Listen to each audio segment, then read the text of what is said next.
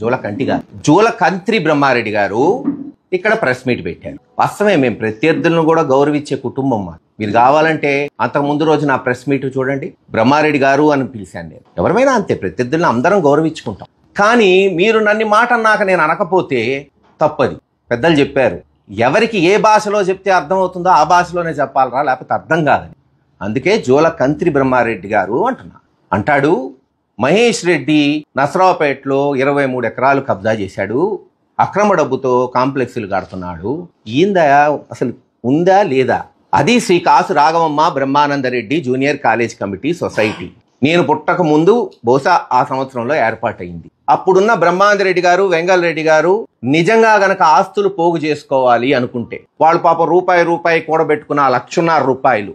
హైదరాబాద్ జూబ్లీహిల్స్ అందరికీ తెలుసు. హైదరాబాద్ జూబ్లీహిల్స్ ప్రారంభించింది కాసు బ్రహ్మానందరెడ్డి గారు ముఖ్యమంత్రి ఉన్నప్పుడు హౌసింగ్ కాలనీ. ఈరోజు చంద్రబాబు నాయుడు గారు, హేమీలు అందరూ ఉంటారు, లేనోళ్ళు లేరు. మాకు గజం స్థలం కూడా లేదు మాకు. మళ్ళీ మొగమాటం ఎందుకు? ఆ రోజు గజం రూపాయి అంటే ఇక్కడ వాళ్ళు కొనుక్కోవాలనుకున్న 1,00,000-1,50,000 పెట్టి జూబ్లీహిల్స్ లో గజం రూపాయి కొనుంటే 20 ఎకరాలు వచ్చేది. ఈ రోజు 3,000 కోట్ల ఆస్తి ఉండేది మాకు. 3,000 కోట్ల ఆస్తి. కానీ అప్పుడు పెద్దలు అలా ఆలోచించాల.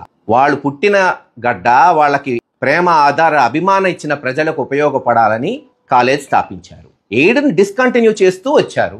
అప్పుడు కొంతమంది సూచన మేరకు మిగతా సొసైటీలు చాలా ఉన్నాయి. ఈరోజు మీరు పోయి ఏసీ కాలేజ్ చూడండి, హిందూ కాలేజ్ చూడండి, షాపులు కట్టి రెంట్కి ఇచ్చి ఆ రెంట్లతో జీతాలు ఇస్తున్నారు. తప్పేం లేదు, మేము అదే చేసాం. మేము ఎక్కడ ఇల్లీగల్ గా చేయలేదే.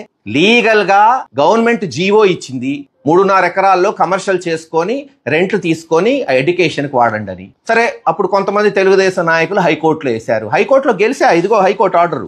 హైకోర్టు ఏం చెప్పింది? పూర్తి హక్కు ఉంది సొసైటీకి, వాళ్ళు కన్స్ట్రక్ట్ చేసుకొని కమర్షియల్ రెంట్లు తీసుకొని వాడుకోవచ్చు. మీరెవరు చెప్పడానికి తెలుగుదేశం నాయకులు? అసలు జీవో అంటే తెలుసా, హైకోర్టు అంటే తెలుసా మీకు? బ్రహ్మారెడ్డి ఏమీ తెలీదు, ఏది పడితే అది మాట్లాడటం.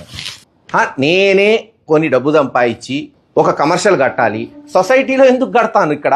అది కూడా ఆలోచిద్దాం. నాది కాదు, 1 సెంట్ అమ్మడానికి లేదు సొసైటీ. నా ముందు ఈ సొసైటీ ఉంది, నా తర్వాత ఈ సొసైటీ ఉంటుంది. మరి నాది కానప్పుడు అక్కడెందుకు కట్టాలి? SBI దగ్గర, HDFC దగ్గర లోన్ తీసుకొని కట్టాం. నిజంగా నేను ఒకవేళ డబ్బు సంపాదించి ఆస్తులు కూడబెట్టా అంటే హైదరాబాద్లో కట్టుకుంటా, లేదు నర్సాపేటలో నేను అమ్ముకునేది కడతాను. కానీ అమ్మలేనిది, శాశ్వతంగా ఉండేది ఏదో బ్రహ్మానందరెడ్డి గారి పేరు మీద అది ఉంటే మా తర్వాత కూడా రెంట్లు వస్తాయి, ఆ కాలేజ్ అలా నడిసిద్ది, 10 మందికి చదువు చెప్పొచ్చు కాబట్టి కట్టాం. దానికి అభ్యంతరం ఏంటి?